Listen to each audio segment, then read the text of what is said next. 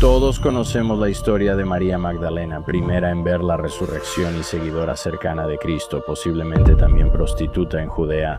¿Y si solo es una historia encubierta? Esta teoría es controversial y viene de los evangelios gnósticos. Enterrado en el desierto egipcio casi se pierde, páginas arrancadas, enseñanzas ocultas y una versión del cristianismo que seguramente no gusta a la iglesia. En esta versión del Evangelio de María Magdalena, ella no solo es seguidora, sino la discípula más cercana a Jesús y posible heredera de su movimiento. Sé que suena loco. Bueno, como católico, ¿qué estamos haciendo siquiera? Pero esto es una obra literaria que existió hace quién sabe cuánto tiempo y de la que se hablaba en la época de la iglesia primitiva. Ahora, según esta teoría, María Magdalena no fue borrada por pecadora, sino por ser quizá demasiado poderosa. Disfruto analizar teorías alternativas de la historia bíblica, incluido el Evangelio gnóstico de María Magdalena. Así que, sin más preámbulos, vamos a adentrarnos en esta fascinante teoría. Así que siéntate, relájate y bienvenido al campamento de religión.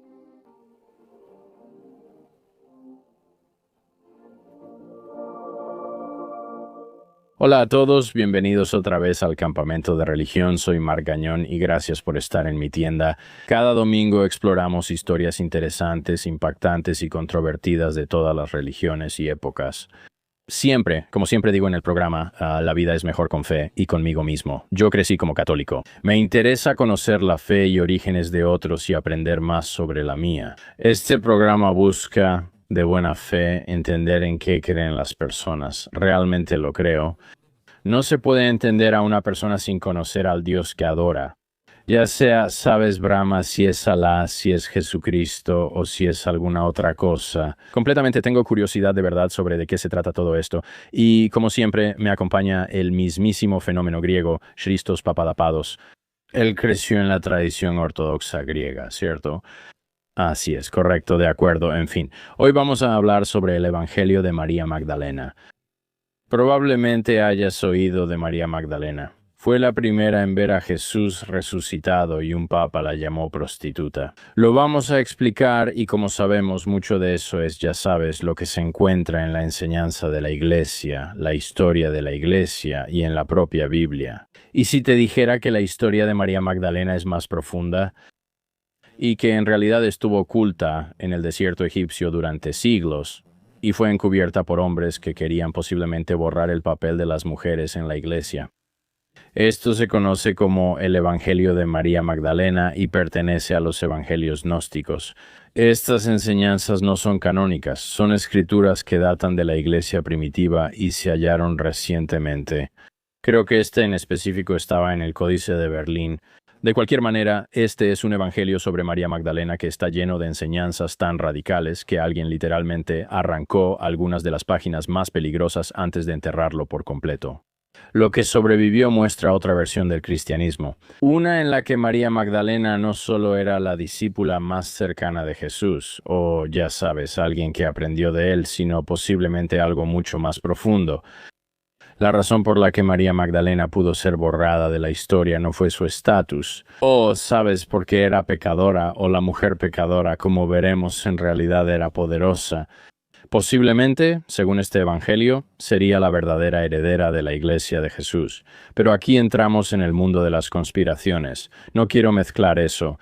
No quiero que piensen que estoy aquí diciendo que esto es católico o, ya saben, dogma cristiano de alguna manera. No. Este es un evangelio hallado muchos años después, que relata una versión diferente de María Magdalena y quién fue ella para Jesucristo, y cómo era el papel de las mujeres en la iglesia primitiva. Permítanme mientras revisamos esta tradición gnóstica.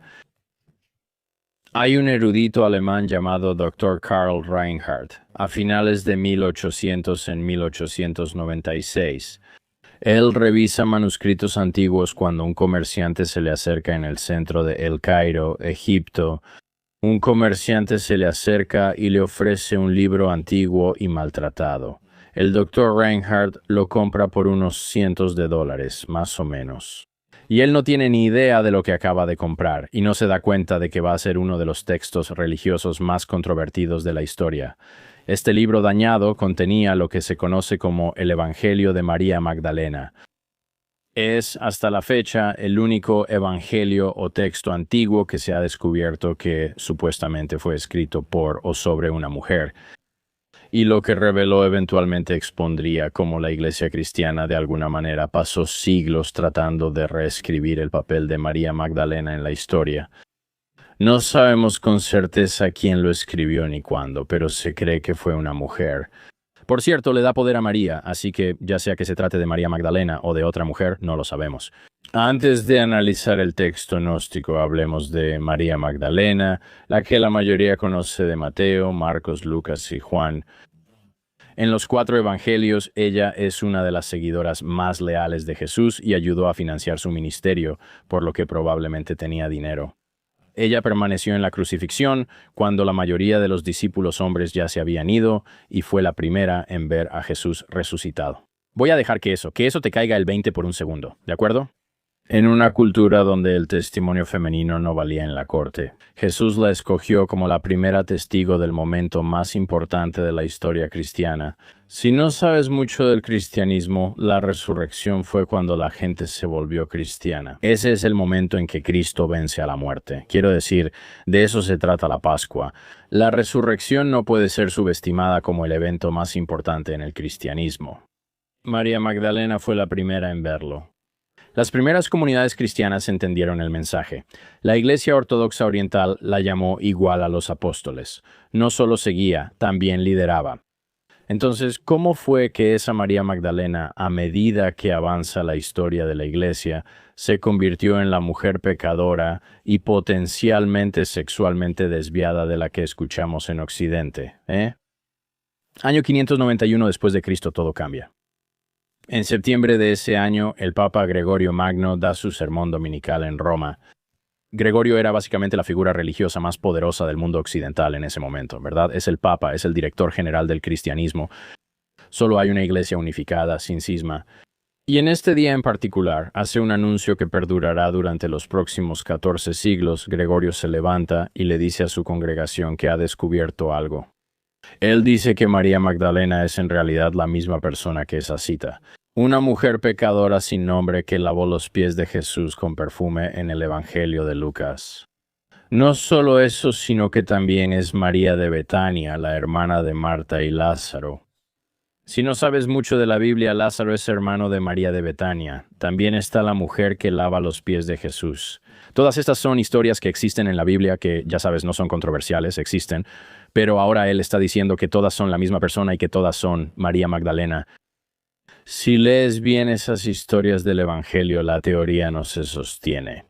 En Lucas, una mujer sin nombre unge a Jesús al final del capítulo 7 y justo después, en el capítulo 8, se menciona a María Magdalena por su nombre.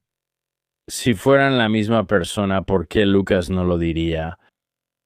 Es como si dijera, alguien llegó a la fiesta, en fin, conozcan a Sara. No contarías una historia así.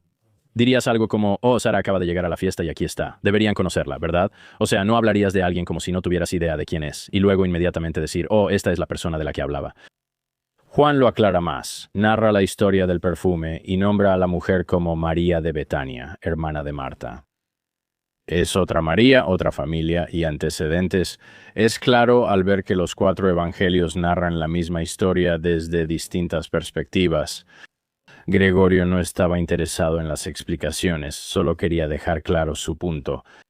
En su sermón básicamente llamó a María una trabajadora sexual. En esencia, sin decirlo directamente y mencionando que usó perfume, insinuó que perfumó su cuerpo en actos prohibidos. Entonces, básicamente, para, ya sabes, como limpiarse después de hacer actividades sexuales desviadas por dinero. Esto lo dijo un papa real, pero no todo lo que dice es necesariamente dogma de la Iglesia. No es que al decirlo el papa ya sea lo que todos los católicos creen, pero cuando él habla en la Iglesia, impacta. Esto causará revuelo. Así que, para el año 591 después de Cristo, la Iglesia era una enorme jerarquía institucional. Tenía obispos, sacerdotes, diáconos y hombres en general. Y luego está María Magdalena en los Evangelios ocupando una posición de autoridad de cierta manera. Y la teoría es que esto potencialmente incomodaba a algunas personas. Y de nuevo, tienes que recordar la época, ¿verdad? Gregorio decía esto justo cuando, como sabes, el Imperio Romano, en muchos sentidos, se estaba desmoronando a su alrededor. La Iglesia buscaba llenar el vacío de poder, y que una mujer fuera una de las principales líderes cristianas podía dividirla. Así, tomaron el control de ese vacío. Ahora, aquí es donde las cosas se ponen interesantes. La Iglesia Ortodoxa Oriental escuchó el sermón de Gregorio tiempo después y básicamente dijo, sí, no nos lo estamos creyendo mucho. Siguieron honrando a María Magdalena como santa y la llamaron igual que a los apóstoles. Esto fue solo una continuación de la división teológica que luego causaría el cisma. Pero en Europa Occidental, la versión de Gregorio se convirtió en lo que generalmente se creía, y así fue durante más de 1000 años. En Occidente, si eras cristiano, María Magdalena no era vista como discípula ni líder, ni igual a los discípulos. Era como la prostituta que cambió su vida. Los artistas la retrataban así, y los sacerdotes a veces la predicaban igual. Se volvió símbolo de culpa, pecado y redención, no solo una autoridad espiritual como otros discípulos. Lo más sorprendente es que la historia que difundió el Papa Gregorio fue tan exitosa que sobrevivió a la Reforma Protestante. Cuando Martín Lutero se separó de la Iglesia Católica, Juan Calvino fundó su denominación y el rey Enrique VIII creó la Iglesia de Inglaterra. Todos aceptaron la versión de María Magdalena de Gregorio sin cuestionarla. Esto siguió 1300 años hasta que alguien corrigió la acusación. Ya habíamos pasado por la Edad Media, el Renacimiento, el descubrimiento de América, guerras mundiales y la llegada a la Luna. Sucedió en 1969 durante la gran reforma de la Iglesia Católica llamada Concilio Vaticano II, sobre la que mi mamá tiene muchas opiniones. Hicieron la corrección discretamente y eliminaron a María Magdalena de la lista oficial de santas penitentes. Y no hubo ningún comunicado de prensa, ni sermón, ni nada por el estilo. Solo una admisión silenciosa de que, ya sabes, esta enseñanza de la Iglesia no era exactamente como querían que se conociera. El Papa Pablo VI dijo que ella nunca fue prostituta y siguió adelante. Compáralo con Juana de Arco, quemada por herejía y después reconocida oficialmente y canonizada. María Magdalena, que aparece en la Biblia, caminó con Jesús y presenció la resurrección. Pudo recibir un poco más, eso digo. Mucha gente nunca supo de la corrección de 1969, no fue noticia. La versión de Gregorio ya era parte de la cultura popular. Aunque se corrigió, mucha gente aún duda qué creer. Así que incluso hoy en día, en películas y programas de televisión, la gente sigue retratando a María Magdalena como esta pecadora reformada, o ya sabes, en vez de como una discípula poderosa. En la serie Los Elegidos mencionan que María es del Barrio Rojo, eufemismo del distrito de Luz Roja. Y si es María de quién sabe dónde, no parece tan claro según los evangelios. Así que ahora que tenemos una idea bastante amplia de quién es María Magdalena y cómo la ve la mayoría de la gente, regresemos a ese mercado en el Cairo, ¿de acuerdo? El Dr. Reinhardt lleva su compra de regreso a Berlín. Los eruditos lo traducen y descubren que hallaron algo realmente increíble. El manuscrito termina conteniendo 4 textos cristianos primitivos diferentes: el Apócrifo de Juan, la Sofía de Cristo, los Hechos de Pedro y nuestro tema del día, el Evangelio de María Magdalena. Juntos forman lo que hoy se llama el Códice de Berlín. Pero aquí está la parte frustrante. El Evangelio de María estaba seriamente dañado. Las primeras 6 páginas están completamente desaparecidas y faltan 4 páginas en el medio. Eso es aproximadamente la mitad del texto. Algunos estudiosos creen que el daño no fue accidental, ya que las secciones faltantes podrían tener las enseñanzas más radicales de este evangelio gnóstico. Quizá estés en casa pensando, eso fue una falsificación medieval. Arqueólogos hallaron más piezas y, a inicios de 1900, fragmentos griegos del mismo evangelio de cerca del año 200 después de Cristo. Eso fue casi 400 años antes de que Gregorio afirmara eso sobre María. Este evangelio pudo haber circulado mientras la iglesia primitiva aún intentaba comprender el cristianismo. Quienes leían Mateo, Marcos, Lucas y Juan también pudieron leer el evangelio de María y conocer sus enseñanzas. ¿Cuáles son estas enseñanzas y qué incluye el evangelio? Su versión del cristianismo es algo distinta a la corriente principal. Los 4 evangelios se centran en la vida, muerte y resurrección de Jesús. El mensaje principal es: Jesús murió por tus pecados, cree en eso y te salvas. Sabes, hay más de eso, pero en general esa es la historia. Lo curioso del Evangelio de María es que no menciona la crucifixión ni la resurrección, aunque según otros evangelios ella fue la primera en presenciar la resurrección. ¿Verdad? Pensarías que valdría la pena escribirlo. Pero María prefirió centrarse en una lección de Jesús sobre el viaje espiritual del alma. Ella menciona 7 poderes a superar para lograr la libertad espiritual: oscuridad, deseo, ignorancia, excitación de la muerte, reino de la carne, sabiduría necia de la carne y sabiduría iracunda.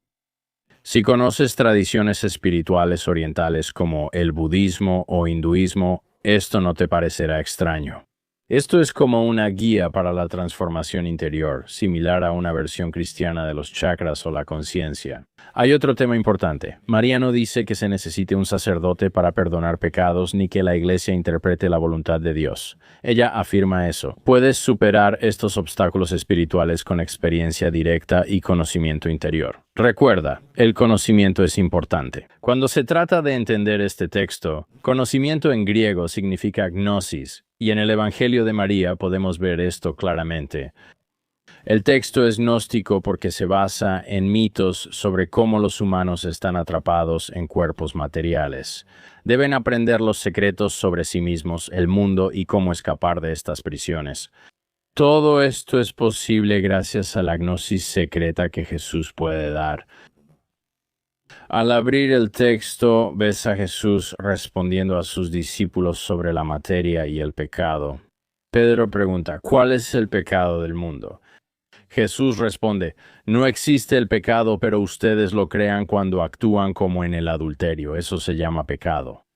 Por eso el bien llegó a nuestro medio, a la esencia de toda naturaleza, para restaurarla a su raíz. Entonces, ¿qué significa eso? Esencialmente, Jesús está diciendo en este texto que el pecado es creado por el hombre, y es algo que se puede superar. No es parte natural del mundo ni existe ontológicamente, proviene del hombre. Luego de enseñar, Jesús se va y los discípulos quedan preguntándose: ¿qué hizo él? ¿Acaso qué fue eso? Aquí María interviene. Se levantó, saludó y dijo a sus hermanos que no lloren, no se entristezcan ni sean indecisos, porque su gracia estará completamente con ustedes y los protegerá. Más bien, alabemos su grandeza porque nos ha preparado y nos ha hecho hombres de nuevo. Bastante extraño, nota cómo María se incluye a sí misma en la categoría de hombres aquí. Ahora, en el Evangelio de Tomás, sobre el cual definitivamente haremos un episodio, como ya he mencionado muchas veces antes, se cita a Jesús diciendo: toda mujer que se haga hombre entrará ahora en el reino de los cielos. No es cambiar de género, sino trascender roles físicos, sociales y de género para lograr el nirvana espiritual y unirnos con lo divino. Entonces, de nuevo, puedes ver cómo estos dos textos gnósticos, de alguna manera, potencialmente se complementan entre sí, ¿verdad? Esta idea no está en un solo libro, sino en varias obras gnósticas. Luego, el Evangelio sigue. Tras hablar María, ella guió sus corazones al bien y empezaron a debatir las palabras del Salvador. Así que vemos que María no solo funciona como receptora de este conocimiento, sino también como líder en ciertos aspectos, quien puede guiar y consolar a otros discípulos, específicamente a hombres, algo que antes no se permitía a las mujeres. Pedro admite su estatus especial al decir: hermana, sabemos que el Salvador te amó más que a las demás mujeres. Dinos las palabras del Salvador que recuerdas. Nosotros no las hemos escuchado. María revela la enseñanza central, una visión de Jesús y el viaje del alma por los 7 poderes espirituales mencionados antes. Así que María comienza contando una visión personal. Ella dice: vi al Señor en una visión, y le dije: Señor, te vi hoy en una visión. Él me respondió y me dijo: bendita eres porque no vacilaste al verme. Donde está la mente, está el tesoro. Cuando María pregunta cómo se ven esas visiones, si es a través del alma o del espíritu, Jesús dice que no ve a través del alma ni del espíritu. Pero la mente que está entre los dos, esa es la que ve la visión. Y desafortunadamente, el manuscrito se interrumpe en este punto crítico y las siguientes 4 páginas están perdidas. Pero cuando el texto se reanuda, en el capítulo 8, María está describiendo el ascenso del alma a través de varios obstáculos espirituales. Esto parece ser parte de la visión que Jesús había compartido. El alma enfrenta poderes que buscan impedir su viaje, como el poder del deseo que la confronta. Dices, no te vi bajar, pero ahora te veo subir. ¿Por qué mientes si eres mío? Entonces el alma responde, yo te vi, tú no me viste ni me reconociste. Te serví como vestidura y no me conociste. El poder de la ignorancia desafía al alma. ¿A dónde vas en maldad? ¿Estás atada? ¿No juzgas? El alma responde, ¿por qué me juzgas si yo no he juzgado? Estuve atado, aunque no até. No fui reconocido, pero entendí que todo se disuelve, lo terrenal y lo celestial. Finalmente, el cuarto poder surge en sus 7 formas y pregunta, ¿de dónde vienes, asesino de hombres? ¿A dónde vas, conquistador del espacio? La respuesta del alma muestra su liberación. Lo que me ata ha sido destruido y lo que me hace girar ha sido superado y mi deseo ha terminado. La ignorancia ha muerto. En un eón fui liberado de un mundo y en un tipo, de la atadura del olvido que es transitoria. A partir de este momento alcanzaré el descanso del tiempo hasta la estación de León, en silencio. ¿Qué significa esto? Sé que suena confuso, pero es importante leer el texto para entender cómo está escrito. Básicamente narra cómo el alma enfrenta y supera obstáculos tras la muerte, ¿cierto? Al morir, tu alma se libera y debe superar estos retos. Deseo, ignorancia, muerte, carne y falsa sabiduría para alcanzar la liberación y el descanso final. No todos creían que María decía la verdad. Andrés responde, di lo que quieras sobre lo que ella dijo. No creo que el Salvador haya dicho esto, pues estas enseñanzas son ideas extrañas. Pedro va más allá y cuestiona el contenido y que María haya tenido revelaciones privadas. Él dice, ¿habló solo con una mujer y no con todos? ¿Ahora todos debemos escucharla a ella? ¿La prefirió a ella sobre nosotros? María entonces responde y dice, mi hermano Pedro, ¿qué piensas? ¿Crees que esto lo he inventado yo misma en mi corazón o que estoy mintiendo sobre el Salvador? El conflicto lo resuelve Leví, también conocido como Mateo, quien defiende a María diciendo, Pedro, siempre has sido de temperamento fuerte. Ahora veo que estás discutiendo contra la mujer como los adversarios, pero si el Salvador la hizo digna, ¿quién eres tú para rechazarla? ¿Acaso el Salvador no la conoce muy bien? Por eso la amaba más que a nosotros. Esta cita nos lleva quizá a una de las mayores conspiraciones en la historia del cristianismo. María Magdalena no solo era una discípula cercana de Jesús, también era su esposa. Esto suena loco, pero existe en la herejía de la Iglesia. El Evangelio de Felipe, enterrado por siglos y hallado en 1945, también es parte de los textos gnósticos. Incluye afirmaciones sorprendentes sobre la relación de María Magdalena y Jesús. Citaré directamente porque es importante oír las palabras exactas que dice el Evangelio de Felipe. 3 siempre iban con el Señor, María, su madre y su hermana Ana Magdalena. La que era llamada su compañera, hermana y madre, cada una era una María. Así, hermana, madre y compañera eran todas Marías. Luego se vuelve más específico. Jesús la amaba más que a los demás discípulos y solía besarla frecuentemente en la boca, lo que ofendió al resto y expresaron su desaprobación. Le dijeron, ¿por qué la amas más que a todos nosotros? Antes de entrar en temas complicados, aclaremos. Hablamos de textos de los siglos II y II que no están en el canon bíblico oficial. Expertos discuten el significado de estos pasajes. Algunos debaten si fueron escritos por personas que vivieron en Judea en tiempos de Cristo. Algunos creen que compañero es solo una asociación espiritual. Otros piensan que implica más, pero esto no siempre se discute. Múltiples fuentes cristianas tempranas describen a María Magdalena como teniendo una relación íntima con Jesús que hacía que los otros discípulos sintieran celos. No es especulación, eso dicen los textos, que Cristo la amaba mucho. El Evangelio de Felipe va aún más lejos. Describe a María como la cónonos de Jesús, que en griego puede significar compañera o incluso esposa, según dice el texto. Los discípulos preguntaron a Jesús por qué amaba más a ella que a ellos, y él respondió, ¿por qué no los amo igual que a ella? Cuando un ciego y uno que ve están juntos en la oscuridad, no hay diferencia entre ellos.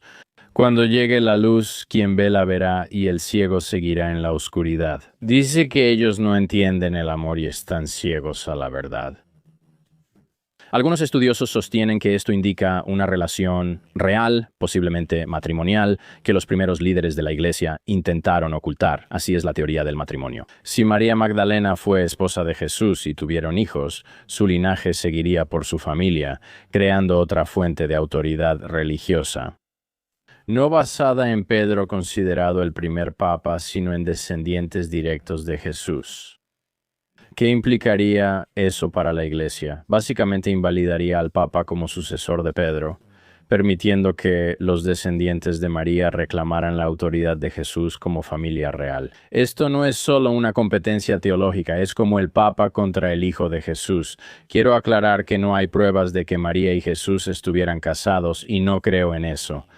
Los evangelios canónicos no lo mencionan explícitamente, y la evidencia es solo circunstancial e implícita. Pero lo interesante es cómo, sabes, esto incluso se ha planteado y que estas teorías siquiera existan en primer lugar. En el siglo IV, Epifanio escribió mucho contra grupos que honraban a María Magdalena como compañera de Jesús. Como puedes imaginar, en este periodo temprano de la Iglesia, había muchas facciones diferentes que se estaban reuniendo, ya sabes, con admiración y adoración hacia Cristo. Pero todos creían y operaban bajo diferentes rituales. Y esto continuó hasta que la Iglesia oficialmente canonizó lo que sería la enseñanza. Estaba especialmente molesto porque el sexo incluía a mujeres líderes y decía que estaban engañadas por la locura femenina. Cita textual. Sabemos que María tenía enseñanzas y autoridad espiritual que generaban celos en esta estructura dominada por hombres. Y si eso era por ser la estudiante más cercana de Jesús. O ya sabes, potencialmente estos evangelios gnósticos teniendo algo de verdad, lo cual yo no creo. De cualquier manera, el resultado fue que los líderes de la Iglesia, específicamente en los primeros días, no necesariamente amaban sus enseñanzas. Y esto se conecta con algo mucho más grande, el Evangelio de María. Y estos otros textos antiguos muestran que había toda una rama del cristianismo primitivo que, ya sabes, en algunos aspectos se veía diferente a lo que tenemos hoy en día. Y estas eran comunidades que, ya sabes, potencialmente tenían liderazgo femenino y cosas así. Los estudiosos llaman a esto cristianismo gnóstico, refiriéndose a una versión experimental del cristianismo, que pone, ya sabes, el desarrollo espiritual y casi como una especie de filosofía budista oriental, en lugar de, ya sabes, una enseñanza eclesiástica, dogmática y estructurada. María Magdalena fue clave en este cristianismo alternativo. Y algunas personas, ya sabes, creen, y de nuevo, esto es una herejía de la iglesia primitiva, pero algunas personas creen que la iglesia intentó deliberadamente encubrir esto. El Evangelio de Felipe dice que quienes creen que morirán y luego resucitarán están equivocados. Si no reciben primero la resurrección mientras viven, cuando mueran, no recibirán nada. En este evangelio se habla de la transformación espiritual en vida, no de esperar la salvación tras la muerte, y que nirvana e iluminación pueden lograrse en la tierra. Esta enseñanza hacía que cada quien fuera su propia autoridad espiritual y siguiera su propio camino en la tierra, sin esperar la vida después de la muerte. Esto afectó el papel de los sacerdotes y sugería que mujeres y hombres podían tener el mismo conocimiento espiritual, lo que tenía muchas implicaciones, que en muchos sentidos eran antitéticas a la doctrina de la Iglesia primitiva. Cuando el Imperio Romano adoptó el cristianismo como religión oficial en el siglo IV, esta versión alternativa ya se había difundido y no fue incluida en el canon. Y así como resultado, María Magdalena, de alguna manera, a través del Papa Gregorio, fue transformada de una compañera cercana de Jesús a este tipo de pecadora arrepentida. Quizás sus enseñanzas quedaron enterradas en el desierto. Si piensas que este Evangelio de María tiene relación significativa con María Magdalena, aunque yo no lo creo, quizá el cristianismo sería muy distinto hoy si eso hubiera prevalecido. La pregunta es, ¿qué más se perdió? ¿Qué contenían esas enseñanzas? ¿Por qué se crearon y transmitieron? La mayoría de los textos gnósticos de la Iglesia primitiva se perdieron hasta su redescubrimiento en los siglos XIX y XX. En el siglo XVII los eruditos sabían de evangelios heréticos solo por menciones de padres de la Iglesia como Arrenio y Epifanio. Para denunciarlos y probar que son heréticos, Prácticamente no hay copias en bibliotecas ni traducciones que circularan en Europa, y no había un entendimiento real de lo que estos textos realmente podrían haber enseñado. Y eso realmente me parece interesante. No sé, tengo curiosidad. Respeto mucho el canon oficial de la Iglesia, pero los evangelios gnósticos y alternativos me parecen fascinantes para reflexionar. ¿Qué teorías sobre el cristianismo existían en sus inicios que no fueron canonizadas ni consideradas por los primeros padres de la Iglesia y que no se incluyeron? Ahora, el Códice de Berlín se descubrió en 1896, 3 años después de que el rey Santiago formara el canon bíblico en Inglaterra. Nag Hammadi fue hallado en 1945. Y para entender realmente la cantidad de tiempo perdido, escucha esto. El Evangelio de Judas se descubrió en los años 70 y se anunció hasta principios de los 2000. Ahora, el Evangelio de Judas fue encontrado en una tumba tallada en una roca de piedra caliza y luego fue vendido e intercambiado en el mercado negro. Permaneció 15 años en una caja postal de Nueva York y casi fue destruido antes de hacerse público en 2006. No creo que este Evangelio de Judas sea realmente escrito por el apóstol Judas, el infame, pero es un texto antiguo que existía alrededor de la época de los primeros debates de la Iglesia. Lo que me parece fascinante es que este texto de hace miles de años no estuvo disponible para ti y para mí hasta que llegaron Borat y Twitter. Nos encanta el nosotros, es increíble que algo tan antiguo lo descubrimos hace poco. Y durante más de 1400 años, sabes, la Iglesia, de alguna manera, sostuvo una enseñanza que no era completamente cierta sobre María Magdalena, y en algunos casos específicos, su reputación entre los cristianos y católicos fue manchada. Así que es una pregunta interesante que estos evangelios plantean. Y para mí, sabes, lo más importante es que no rechazo el catolicismo ni el cristianismo de ninguna manera significativa, pero sí me gusta analizar estos evangelios. Es fascinante pensar que esto también circulaba en ese tiempo. Incluso considerando el papel de las mujeres en la religión en esa época, el hecho de que alguien escribiera un texto así, aunque no fuera María Magdalena sino otra persona, es significativo. El hecho de que alguien más lo escribiera y luego lo difundiera, afirmando que, Cristo realmente dijo esto y se lo dio a los primeros cristianos y judíos de esa época, y que ellos leyeron esto, y ellos decían, oye, esto está loco, y que alguien pensara que era tan loco que tenía que enterrarlo, no sé, simplemente genera muchas más preguntas que respuestas. Pero eso, damas y caballeros, es el Evangelio de María Magdalena, quiero decir, una historia fascinante. Cristos. Quiero decir, ¿tú estabas familiarizado con algo de esto del Evangelio de María Magdalena? Solo todas las palabras griegas que dijiste. Bien, supongo que eso es lo único que importa, ¿no? ¿Qué tal está tu griego? Es bastante bueno. Hablo con bastante fluidez. Me confunden con una persona de Grecia, con un nativo. No puede ser, eso está increíble. Deberías leer el Nuevo Testamento en griego original. Todo eso para decir que no lo sé, me parece fascinante, simplemente me encantan estos textos gnósticos. Estoy tratando de entender exactamente cuál es mi relación con ellos. No los veo y digo, esto es verdad, pero sí los veo y pienso, algunas personas sin duda creen esto. ¿Y por qué lo publicaron? ¿Sabes a lo que me refiero? O sea, no sé, como que... Me parece interesante. ¿Por qué existen estas cosas? No lo sé. ¿Ustedes qué opinan sobre el origen y propósito de los evangelios gnósticos? Tengo curiosidad. ¿Qué otras creencias populares en la iglesia primitiva no eran del todo ciertas? Eso parece ser una mala interpretación de algunos textos pequeños en la Biblia. Tengo curiosidad de saber qué piensan ustedes, por favor dejen un comentario. Si hay algo que se me pasó sobre este Evangelio de María Magdalena, me encantaría saberlo. Leo todos los comentarios en YouTube y Spotify, así que por favor coméntalo ahí y sea amable. Hago mi mejor esfuerzo. No soy erudito bíblico ni experto religioso, solo un comediante curioso. Si quieres verme en la gira, asiste a mis shows de comedia en vivo, visita markyagnonlive.com, consulta las fechas de la gira, Camp RD o religioncamp.com en la descripción, donde está toda la mercancía y lo que necesites. Esto fue Religion Camp, nos vemos el próximo domingo, gracias y que la paz esté con ustedes.